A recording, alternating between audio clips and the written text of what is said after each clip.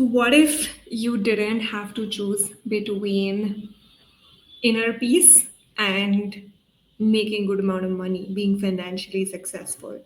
What if you could build a business that feels like an extension of your personality, of your lived experience, and gets you paid really well? It feels like a chimera at times, but it's very much possible. It is the life that I am living now. And it's possible that you've been asking yourself, what can I offer that I want that? I want to live that life where I get to monetize who I am. But then what would that look like and what can that offer be?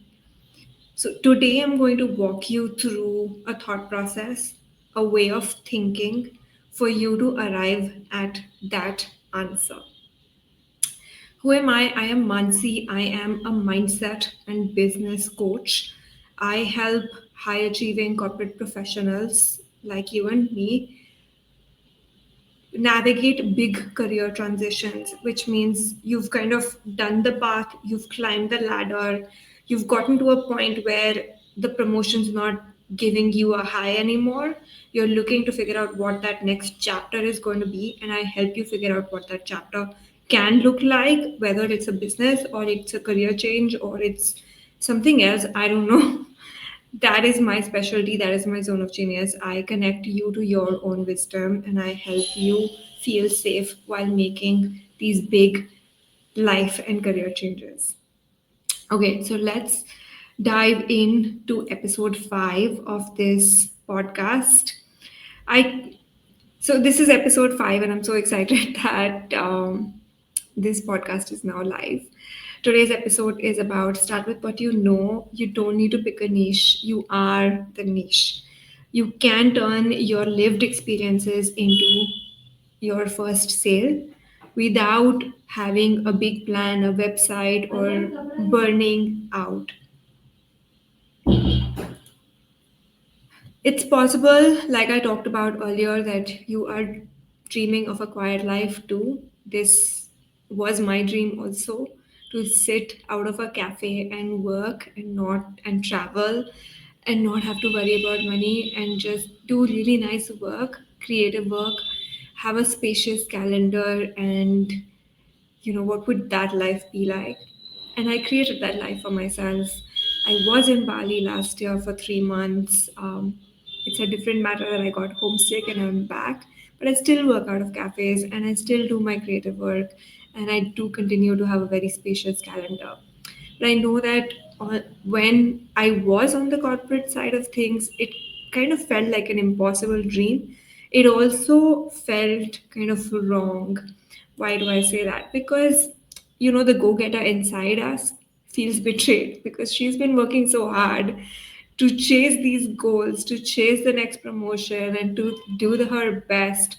Or that it can just feel like, okay, maybe if I switch now or I decide to put in my papers now, it would be like I am abandoning my career, everything that I have invested in, or someone might think that I just couldn't make it in the corporate world. I remember feeling that because I was moving out of my corporate life to not even become a consultant. I was going to become a coach, and who needs a life coach?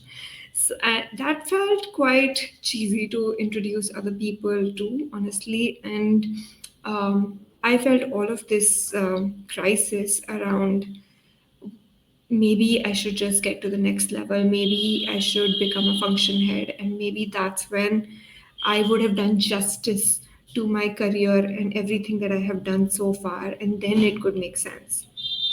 And there are also fears around being able to succeed in this new thing because you've never done it before. And what if you realize that you're not really cut out for it? And for us, many of us come from backgrounds where our parents had jobs. We didn't see our parents or family members run successful businesses. So it kind of feels quite unsafe and scary to make that jump and to even entertain this idea and this dream. And that's why I created this episode because I wanted people to see I wanted people like me to see that there is a bridge that exists, which is very real, between this desire and reality.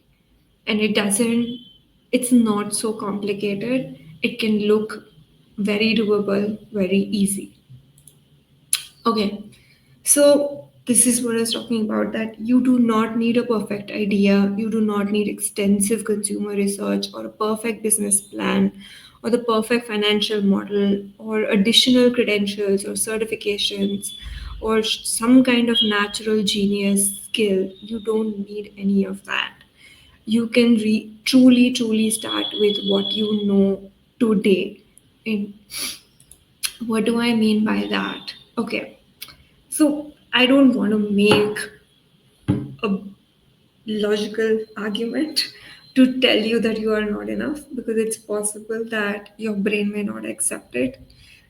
You're too used to thinking of this idea that I'm not enough and I do need more credentials, and who's going to buy from me, and who's going to pay me this much, and who's going to pay me so much that I can replace my current salary. I get all of that. So I want to show you what the other side is and what it takes to get to the other side, because maybe that will open a few things or cobwebs or locks in your brain. So look, when I say you don't need something genius and special, I truly mean it. I genuinely think basic stuff works as long as you can do these four things. And this is borrowed from Alex Hormozy. uh, as long as you can solve a valuable problem for a very specific person in a unique way that overcomes their biggest objection. So, this speaks to this idea that yes, we do need to add value to be able to make money, which means you do need a valuable problem to solve for someone. Now, these problems can be fairly basic and everyday. For example, getting organized or getting more productive or being able to focus more or um, starting a new business. So these are all valuable problems, or making a change, or your resume, whatever.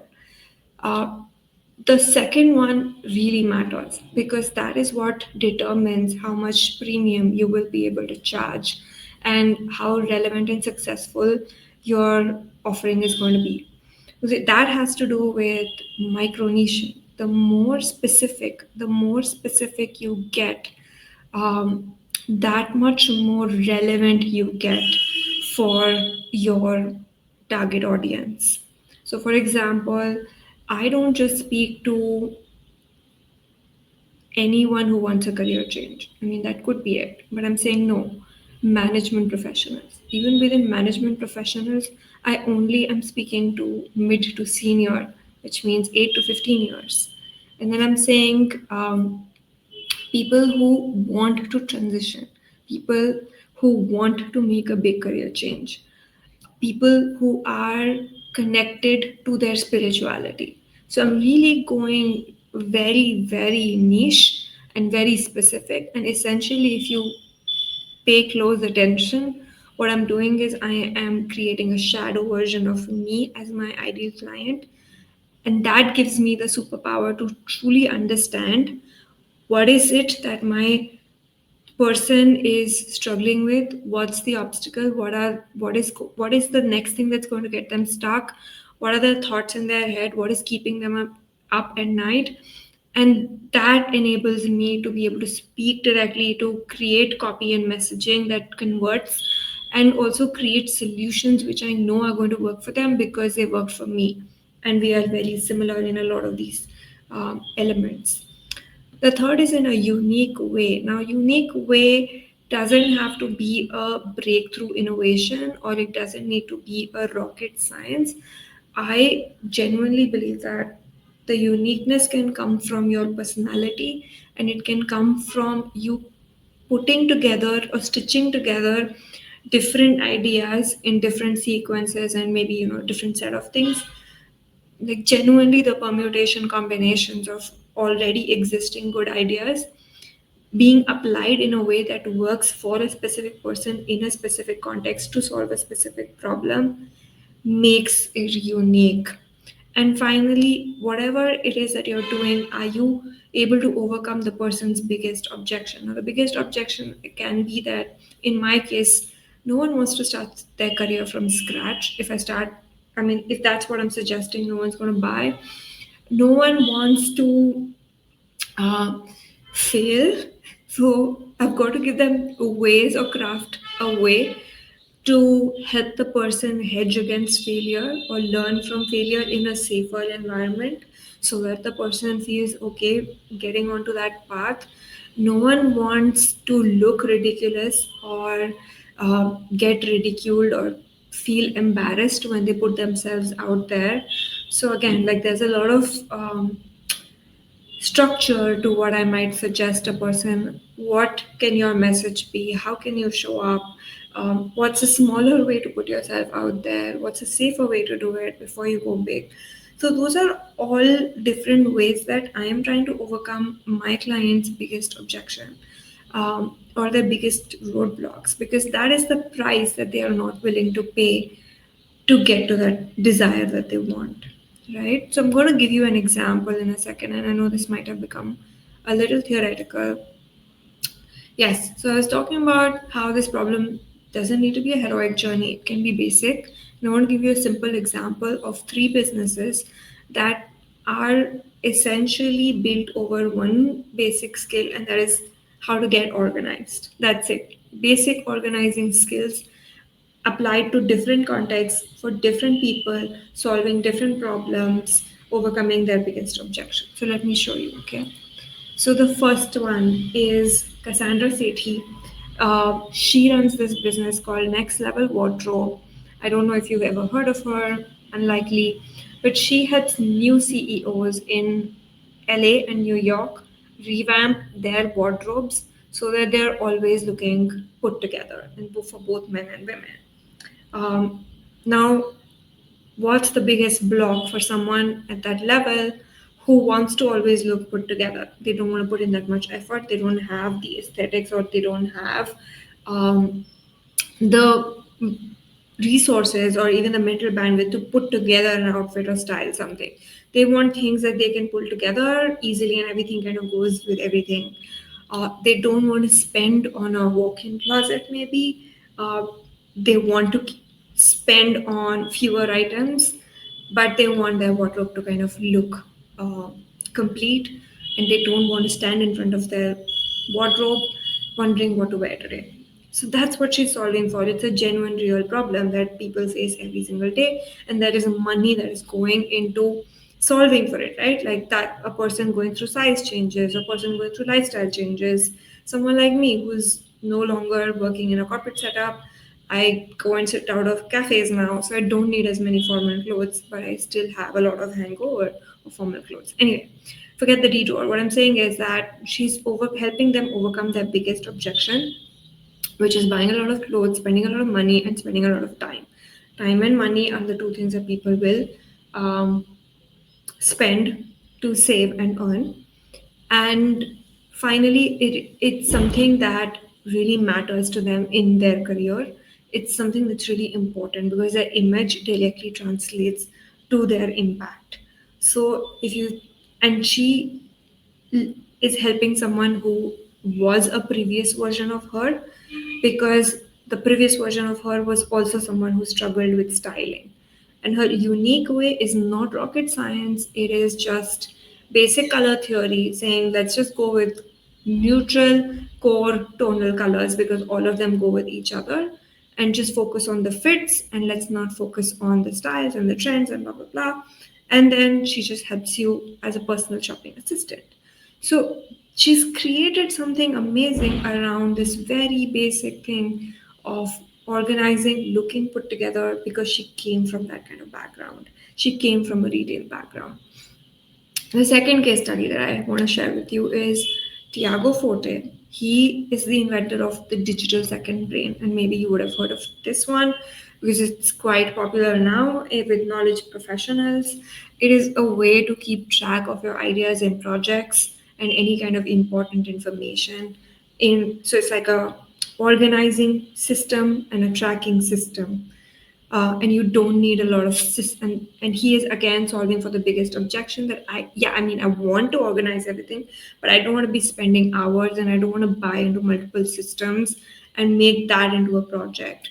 And that's what he's solving for, because the again, he's solving a problem that he has solved for himself, for someone like him, and he's solving for something that he genuinely cared about, which means it saved him time and made him more successful at whatever it is that he was trying to do. And that's the exact promise that translates so well, and it's turned into a best selling book, and a system around the whole thing. And the third one is, maybe you've seen them on Netflix. They are a women duo running something called the Home Edit. And again, they help busy moms, people like them, stay organized, keep their homes organized and aesthetic, because which mom doesn't want that all of the time? Um, Overcoming their biggest objection, they don't want to train their kids and they don't want to spend hours doing it every day. Their unique method is again like such a no brainer thing. They talk about the rainbow color coding system, some kind of zoning, and clear containers and labels. I mean, come on, but it's just how they've taken these three core concepts and put them together, made it replicable, cuts across all kinds of family systems, houses, and all of that. That they were featured on Netflix. They had a whole show. They've done celebrity homes. They've done homes for Hollywood actors, and that's how that was their ticket to fame. So now, none. If you look at all of these three, none of them are insignificant businesses. None of them, all of them are very successful, high six figure income earning or even $1 million income earning businesses. They are fairly lean. There isn't as much technology. There is no app involved. There is no large team involved. It's just them. It is genuinely just their own ideas coming to life. I mean, Mary Kondo is another one, right?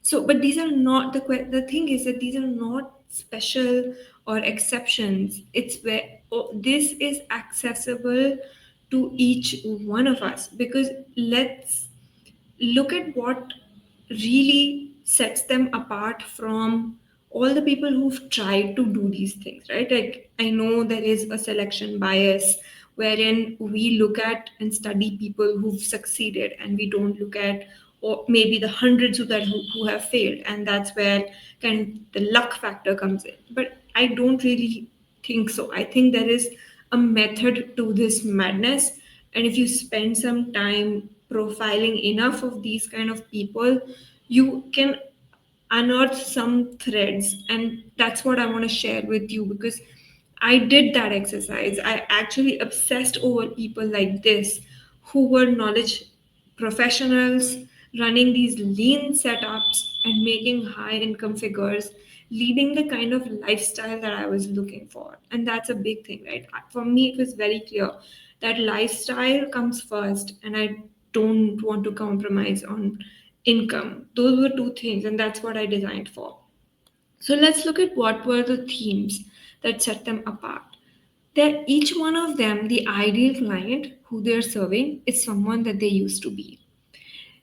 So, and again, you have to go beyond the surface. Like, Cassandra is not a CEO. She's not been a CEO in the traditional terms, but she understands the pain of not having a wardrobe together, or not knowing what to wear, or not knowing what fits. And that's the pain that she's solving for. And she's connecting to that pain, but in the context of a CEO, because that's what makes it valuable. So that's the smart thing that she's done. Similarly, the other two, right? They're talking, if they're moms, they're talking to busy moms like them. If it's a knowledge professional, they're talking to a knowledge professional exactly like them. And that's where the magic honestly is. That's where you don't need consumer research. You don't need consumer research because you are the consumer. You have been the consumer. You know what it's like. You've walked in their path. There is no need for empathy. There's no need for asking 100 questions because inherently in your body, you know the answer. You know what's going to work and what's not going to work. What's going to land, what could have landed for you and what would not have landed for you. The second is they're all solving a very specific valuable problem. Now, let me break down what value means. People spend on just three core needs, okay? And they are called the three mega markets. One is everyone wants to be feel well, wants to be healthy. So people will spend money on nutrition, on diet, on exercising programs, how to lose weight, how to look better, all of the personal, a lot of the wellness industry and also emotional well-being, mental health industry is now dead. That's where it sits. The second is people want to be rich. They want to make money because money is a big resource. So, career and business is where people will spend money. And the third is everyone wants to be loved, everyone wants to belong. So, relationships is another one. But essentially, all of this is like, and boiling down, if you can save someone pain, effort in terms of how much time it takes, or how painful it could be, or how much they would have to struggle in their problem, then that's something they're happily ready to pay for. Or if you can show them how to actually just earn money or save money. It really boils down to, again, pain and pleasure. And within pain and pleasure, always pain avoidance is going to be more urgent and activating for people. For example, if I am looking bad every day and looking in the mirror every single day and feeling the pain of not feeling good, I'm going to do something about it. That's how it goes. Versus, the desire to look amazing and stylish all the time. If I'm already feeling quite okay, that's not going to activate me as much. But if I'm feeling the pain of something, it activates me. The third is a unique process which is articulated clearly. Now, look, none of these were rocket science ones, right? None of them were breakthrough innovation. None. But what it and none of them, like, it didn't fall from the sky. Okay. It's not a process that they sat and they designed on paper.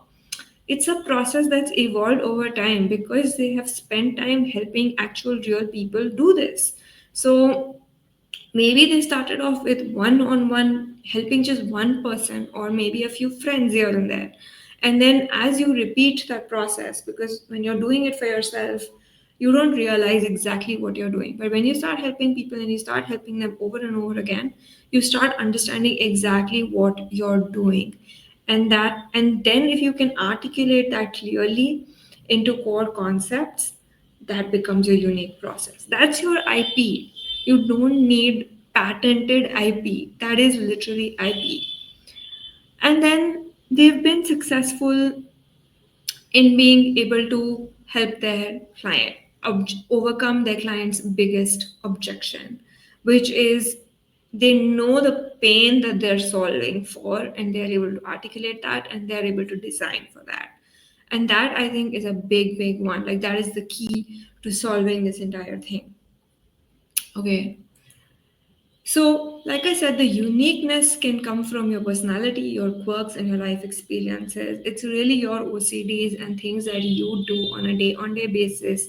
What do you Google? What do you obsess over? What is it that you are reading extensive Reddit threads on, or what is it that you are researching for no rhyme or reason, but because it gives you pleasure? It's something that you really care about. It's those things that help you create offers where you can really get paid to be yourself and build something that really feels like it carries your signature essence. It brings out all your creativity, it brings out all your creative juices. That's the essence. Okay, so now let's talk about how did they start, because I know that starting can be a really sticky point for most of us. Look, it's really simple, okay? People start with do it with you kind of a model, wherein you're literally just working with a friend and helping them out initially, or maybe later, even if you're getting paid, you do it like really do it with you, or you're doing like some kind of one-on-one consults. Maybe you're just not getting paid as much or a minimal fee, and you're just asking for referrals and testimonials, and then you're sharing your process, your ideas and your results in public before you're ready. Like those, that's it, that is the recipe. Even Alex Hormozy, who doesn't even start coaching people now who are less than $3 million, he's like, get to $3 million and then I'll start coaching you, and everything else below that he's sharing it for free.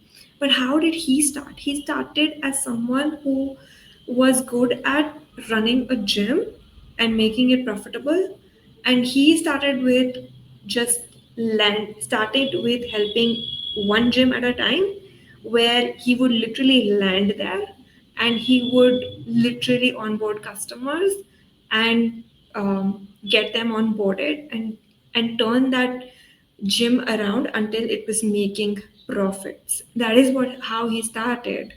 And then even till the late stages, that was their model. Like his team would land there, would do the things that they needed to do like a project, and then move on. And then only after doing that many projects, they had something which, they could teach it to a group. They had a methodology, they had templates that they could kind of roll out, and that's when a cohort model kind of started. But the thing is that we get stuck as management professionals with this idea of scale. If I do this as a one-on-one thing, it's like I'm running a cottage industry, and it's not going to scale very fast, or it's not going to be sustainable, or it's going to be super slow. But every great thing in this world started like this. You don't get to bypass this one-on-one close proximity work, because when you do this close proximity work, especially when you're trying to build a knowledge business, that's when your brain is really getting clear on what is it that it's trying to do, what is the process that it's following, and how do you communicate that to the other person. So every time that I coach a new person, I learn from them also about my process and about how I coach, and the more and more I do it, the more and more clearer I get with it, more and more teachable it becomes. So that's the key. You have to start with coaching, consulting, or teaching, and however non glamorous and unscalable it sounds, that is how you get started. I'm not saying that that is the end state and you'll always be a coach or a consultant or whatever it is, but fact is, like, that's where you get started. That's how you get to the book. That's how you get to the Netflix show, or that's how you get on the map per se. You don't get on the map without doing this on ground work. Okay, the next thing is, this is the thing that I was talking about, the idea of evolution. Think of your initial business, whatever coaching, consulting, teaching you might be doing one on one, as it's the ugly caterpillar phase, wherein you're just doing simple blogs, maybe very personalized service, very do it with you, very one on one, very handmade, cottage industry style kind of thing, where there's no automation, there's no data, there's no app, there's no website. It's absolutely fine, because you get to kind of play in the mud and make it into something. And that's when the beautiful butterfly kind of shows up later as a best-selling book or a Netflix show or a high-end boutique consulting, and with systems that you can automate and scale. Okay, so my story was very similar. I kind of started with just LinkedIn posts. My first offer was on a PDF brochure. A lot of my new offers still continue to be on PDF brochures, and they're still not on my website, and my business is still one-on-one. But it still replaces and exceeds my previous salary. It does. And now, so that's what I'm saying, that it kind of, even if I can say that it's still a caterpillar, but it still also feels a little bit like a butterfly, because the offers are now refined, the branding is elevated, and I'm implementing scalable systems now. So it's an evolution, is how it is. Okay. So you don't need more credentials. You're qualified enough. You can get started. And if it is scary, then it makes sense to find your tribe, because honestly, the one thing that got me out of the funk was a program that I joined where there were other people in the room who wanted the same things. And at that time, I think I was most probably, because it was a blogger who was running it, it had like a mixed bag of people. And obviously, like with my kind of background, I was among the more qualified people. And other people were more about, okay, how can I make money? Because I want to make money and I want to earn money. But I was like, okay, I'm already making money. I'm trying to find a better way of making money. So it was kind of different. But it was really great to be in a room like that, because those people think differently. They don't have the luxury of a full-time job. They don't have the luxury of savings. They don't have the luxury of plonking a lot of time and money into something. So you start to learn from them, and you start to get lean, and you get to start small, and you keep your ego, check your ego outside the door, and you try a few basic experiments, and that's what makes it possible. Uh, that is the one thing that I would highly recommend. Get into a program, get around, surround yourself with people who are doing this. And this is something that I also offer. If you are ready to get started, but it's still feeling kind of scary, you want to get out of your own way, you understand the value of building a caterpillar version of your business. I have built a space for that. It's called Monetize Me Side Hustle Starter. You don't have to quit your job. You can do this on the side. Small, beautiful experiments that we do, which we don't trip your nervous system too much, but allow you to grow and allow you to try a few things until something clicks, so that you can be on your way to dreaming up the Netflix show and the book and the top thinkers 50 or whatever it is that you are dreaming about. So it's a high touch program. If it's something that you're curious to know about, DM me starter. We usually get on a call, which is free, and then you can decide whether you want to join me or join something else. So thank you for listening to me. It's been a pleasure sharing this stuff with you. I comment with your biggest takeaways or your questions. I will answer your questions happily. So feel free to drop your comments.